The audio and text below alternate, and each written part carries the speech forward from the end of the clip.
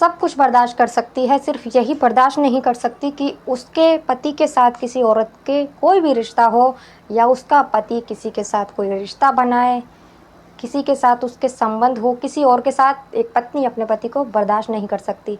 और बहुत सी पत्नियां ऐसे होती हैं जब उन्हें पता चल जाता है कि हमारे पति का किसी के साथ रिश्ता है, तो वो कोई ऐसा कदम उठाती हैं जो कि बहुत ज़्यादा नुकसानदायक होता है। या तो वो खुद की जान ले लेती है या अपने पति को मार देती हैं और या घर छोड़कर चली जाती हैं। कोई ना कोई वो ऐसा कदम उठाती हैं कि जिसका नुकसान पूरे परिवार को भुगतना पड़ता है। लेकिन आज की जो ये कहानी मैं आपको सुनाने वाली हूँ, इसे हर पत्नी को सुनना चाहिए, हर पति को सुनना चाहिए। इसमें पता चलेगा कि एक पत्नी वो भी होती है, कहते हैं ना कि औरत के अंदर सबसे ज़्यादा दर्द सहने की शक्ति होती है, सबसे ज़्यादा बर्दाश्त एक औरत ही कर सकती है। यही इस कहानी में है कि एक पत्नी अपने पति को एक औरत से ऐसे बचाती है कि कुछ बिगड़ता भी नहीं है किसी का, ना ही और बल्कि उसका पति कब से पीछा उससे छुड़ाना चाहता है लेकिन वो नहीं छुड़ा पाता, बल्कि पूरा परिवार उस औरत से डरता है, पूरा परिवार ही उसका साथ देता है। लेकिन एक पत्नी उसे इस तरीके से निकालती है कि आपने कभी सोचा भी नहीं होगा, बल्कि उसकी जगह कोई और औरत होती तो शायद कब का उस पति को छोड़कर चली जाती या कोई ऐसा कदम उठाती जो कि पूरा परिवार बर्बाद हो जाता। नई नवेली वो पत्नी थी, नई नवेली दुल्हन आई थी, अपने ही पति को अपने ही कमरे में किसी और औरत के साथ घंटों तक देखा करती थी, अपने ही बिस्तर पर अपने पति को किसी और औरत के साथ संबंध बनाते हुए देखा करती थी। और बाहर भी, और माँ बाप भी ये सब देखा करते थे, माँ बाप भी कुछ नहीं कहते थे, बल्कि उसको, अपनी बहू को समझाया करते थे कि बेटा ये सब तुम्हें बर्दाश्त करना पड़ेगा और तुम कुछ मत कहना, इस बात के लिए मना मत करना, बल्कि अपनी मंजूरी दे दो। एक औरत कैसे ये बर्दाश्त कर सकती है। लेकिन आज की जो ये कहानी है, इसमें इस पत्नी ने ये सब बर्दाश्त भी किया थोड़े दिन तक और सब कुछ सही भी कर दिया। अब उसने कैसे सही किया ये तो आपको कहानी में ही पता चलेगा। तो चलिए चलते हैं कहानी सुनने के लिए। उससे पहले अगर वीडियो अच्छी लगे तो प्लीज़ वीडियो को लाइक कर दीजिएगा, चैनल को सब्सक्राइब कर दीजिएगा अगर आप चैनल पर नए हैं तो। मैं गीता गुप्ता, स्वागत है आप लोगों का मेरी आज की एक नई कहानी में। जय माता दी। दोस्तों, एक लड़की की शादी होकर वो अपने ससुराल में आती है। ससुराल में आने के बाद उसकी पहली रात होती है और पहली रात में वो अपने पति के साथ होती है और बहुत खुश होती है। बहुत खुश इसलिए होती है क्योंकि उसे लग ही नहीं रहा था कि उसकी जिससे शादी हुई है वो कोई मतलब ऐसा इंसान है जिसे वो जानती ना हो। वो ऐसा ही था कि जैसे वो उसे बहुत दिनों से जानती है, क्योंकि शादी से पहले 2-3 बार वो फ़ोन पर बात कर चुकी थी अपने पति से, तो अपने पति को अच्छे से जानती थी। अब वो अपने पति से प्यार भी करने लगी थी क्योंकि होने वाला पति था उसका, तो उसे ऐसा ही लग रहा था कि उसका पति उसके लिए अनजान नहीं है और वो अपने पति के साथ बहुत खुश थी। उसका पति भी उससे शादी करके बहुत खुश था। अब दोनों की पहली रात निकलती है और जब सुबह होती है, उसे 10 बजे ही उसको ऑफिस का टाइम था और पास में ही उसका ऑफिस था। 10 से 15 मिनट लगते थे उसको वहाँ जाने में और वो अपनी गाड़ी से भी जाता था। लेकिन वो 9 बजे ही घर से निकलता है तो उसकी पत्नी को थोड़ा अजीब लगता है। जब उसकी पत्नी को अजीब लगता है तो लेकिन वो कुछ नहीं कहती उस टाइम। जब शाम को वो आता है ऑफिस से तो उसके साथ एक लड़की आती है, एक लेडीज़ होती है उसके साथ, जिसने मॉडर्न ड्रेस पहन रखी होती है और शादीशुदा होती है और उसके हाथ में, उसके पति के हाथ में हाथ डाले हुआ होता है, बाहों में बाहें डाली होती हैं। और वो आती है और आकर दरवाजे पर खड़ी हो जाती है। जब वो देखती है उसे तो देख कर उसे बड़ा अजीब लगता है, क्योंकि कोई भी पत्नी होगी अपने पति को जब ऐसे देखेगी तो स्वाभाविक है उसे अच्छा तो नहीं लगेगा। और वो अंदर आती है तो कहती है कि अच्छा ये पत्नी है तुम्हारी, गुड चॉइस, अच्छी पत्नी है तुम्हारी, अच्छी लड़की से तुमने शादी की है। अब वो आ जाती है तो और उसको बोलती है उसके पति को कि ऐसा नहीं कि तुम्हारी शादी हो गई है अब तुम मुझे भूल जाओगे, ऐसा नहीं हो सकता और तुम्हें पहले की तरह ही मुझे टाइम देना होगा।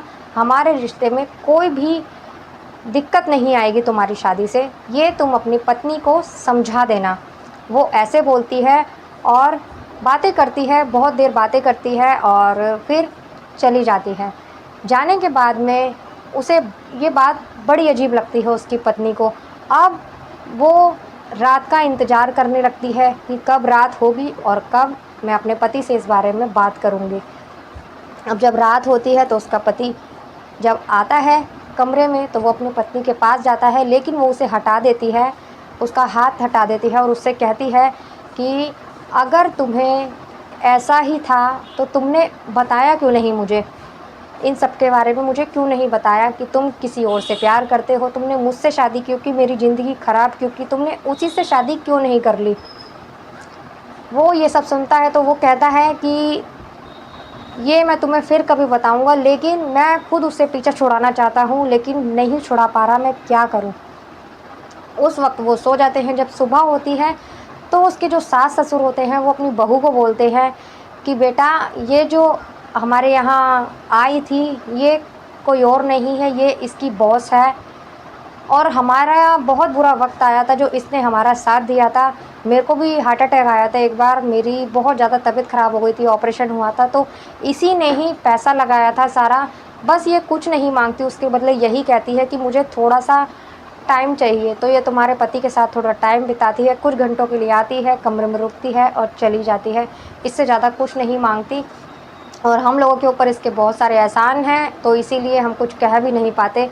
और तुम भी इस बारे में कुछ मत बोलना, तुम ये सब सोच लेना कि तुम्हारा पति है, थोड़ा टाइम किसी और को देता है, इससे तुम कभी ऐतराज़ मत करना। बाकी वो तुमसे ही प्यार करता है और तुम इस बात को समझना। अब जब वो ये बात सुनती है तो वो उसे बड़ा अजीब लगता है कि मेरे ही सास-ससुर मुझसे कह रहे हैं कि तुम्हारा पति किसी और के साथ संबंध बनाएगा और तुम बुरा मत मानना।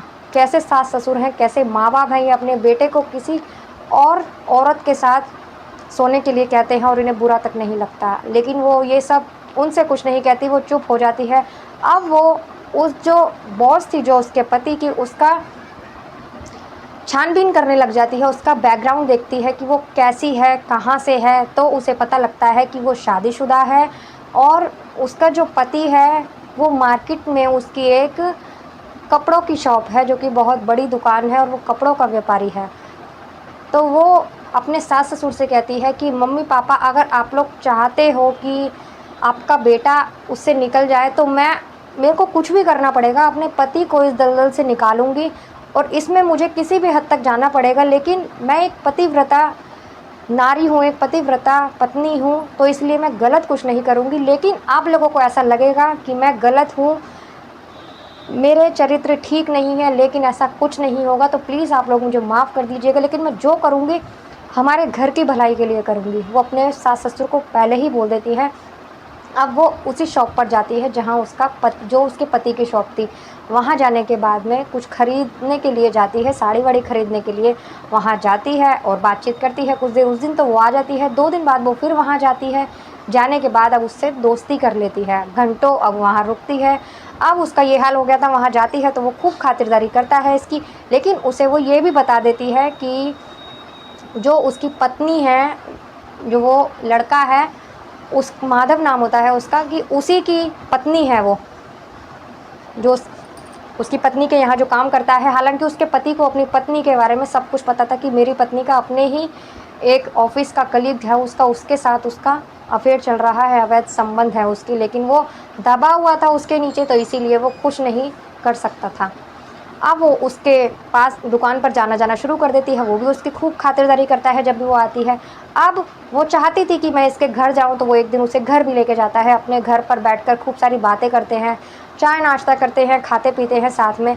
अब वो चलते समय उसके बेडरूम में अपनी कोई चीज़ छोड़ देती है वहाँ, जिससे कि उसे पता लगे उसकी पत्नी को किसी औरत की चीज़ है ये और मेरे पति के साथ कोई औरत थी मेरे घर में।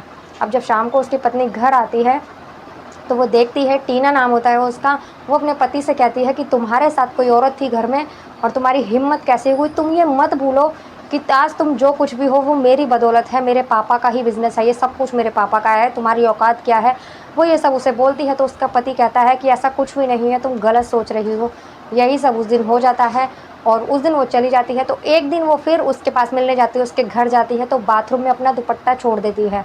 जब बाथरूम में अपना दुपट्टा छोड़ती है तो फिर उसकी पत्नी जब आती है, वो बाथरूम में जाती है, उसे फिर दुपट्टा मिलता है, तो वो फिर अपने पति पर भड़कती है और बोलती है कि तुम नहीं सुधरोगे ना, अब ये दुपट्टा किसका है? तुम किसी और अपनी पत्नी के होते हुए किसी और के साथ रंगलीलियाँ मनाते हो, तुम्हें शर्म नहीं आती। खूब उल्टा सीधा अपने पति को बोलती है और उससे पूछती है ये औरत है कौन। तो वो उसे बताता है कि ये कोई और नहीं है, जिससे तुम्हारे नाजायज़ संबंध है, जो तुम्हारे ऑफिस का ही एक कलीग है, उसकी ही पत्नी है। जो कि ऐसा कुछ नहीं है, मेरा कोई उससे अवैध रिश्ता नहीं है, वो बस यहाँ आती है, हम लोग बात करते हैं, बस एक दोस्ती के नाते, और कुछ भी नहीं है। ये सुनते ही वो आग बबूला हो जाती है, गुस्से से सीधे ही उसके घर पहुँच जाती है। जब वो वहाँ जाती है तो सबके सामने उसको बोलती है, मधु को बोलती है कि तुम्हारी हिम्मत कैसे हुई मेरे घर में आने की, तुम्हारी हैसियत है मेरे घर में आने की, और तुम्हें शर्म नहीं आती, तुम किसी और औरत का घर बर्बाद कर रही हो, एक औरत होकर दूसरी औरत का घर बर्बाद कर रही हो, मेरे पति के साथ ऐसे रिश्ते रखती हो, तो शर्म नहीं आती। उसकी पत्नी को, मधु को तो जैसे इसी चीज़ की तलाश थी कि कब वो उसके सामने ये बातें करे। इतना ही था कि अब मधु शुरू हो जाती है, कहती है तुम्हें कितना बुरा लगा, सिर्फ तुम्हें पता चला था कि तुम्हारे पति से कोई औरत घर पे आती है और तुम्हारे पति के साथ रुकती है, बुरा लगा ना तुम्हें, तुम मुझ पे इल्ज़ाम लगा रही हो, लेकिन मेरी शादी हुई है मेरे ही सामने, मेरे पति के सामने, मेरे ही बेडरूम में तुम घंटों घंटों तक मेरे पति के साथ अवैध संबंध बनाती हो, और मैं बाहर होती हूँ, मेरे सास ससुर होते हैं। क्या तुम्हें नहीं लगता कि तुम एक शादीशुदा औरत का घर बिगाड़ रही हो? अपना पति होते हुए एक शादीशुदा मर्द के साथ ऐसा रिश्ता रखती हो, तुम्हें बिल्कुल भी शर्म नहीं आती? मैं तो अपनी आंखों से ये सब देखती हूँ, तुम्हें तो सिर्फ पता चला है, जिस पति से तुम प्यार भी नहीं करती हो तुम्हें इतना बुरा लगा है। मैं तो अपने पति से बहुत प्यार करती हूँ, उसके साथ तुमने ऐसा रिश्ता रखा हुआ है तो मुझे कितना बुरा लगा होगा। क्या तुमने कभी सोचा है? ऐसी ऐसी बातें वो उसे बोलती है, जो कि अब टीना की आंखों से आंसू बहने लगते हैं। उसे अपनी गलती का एहसास हो जाता है कि मैंने सच में कितनी बड़ी गलती की है। वो कहती है तुम खुद देखो कि तुम खुद कैसी हो, तुम्हारा पति है, अच्छा खासा बिजनेस है, फिर भी तुम किसी और औरत का घर बर्बाद कर रही हो।